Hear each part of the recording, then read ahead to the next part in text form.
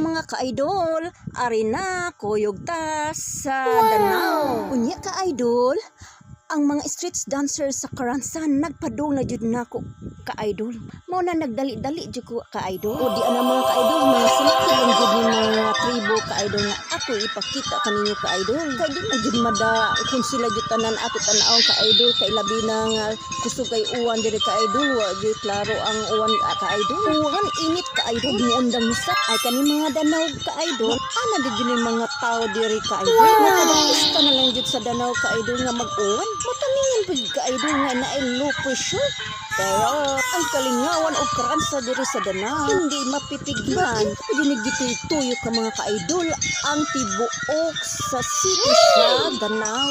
Bahala na lang ka-idol, human ka-idol nga sip og ubo ang resulta. But in fairness, maayo ra jud ka-idol kay tungod ni Santo Tomas Villanueva bang patron diri sa Danau. Kay wa mo ko nituwas og tan-aw ka-idol, ari na jud ko sa simbahan ka-idol og ni simba.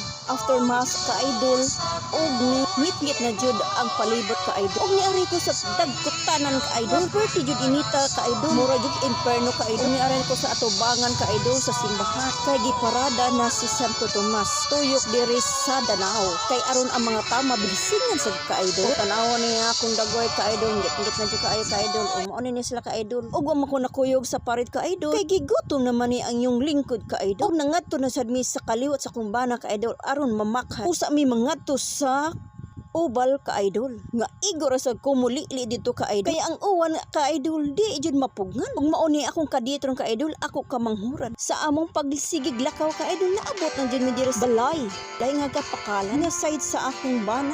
Og naloda mi ka-idol og daghana jud la bisita diri ka-idol.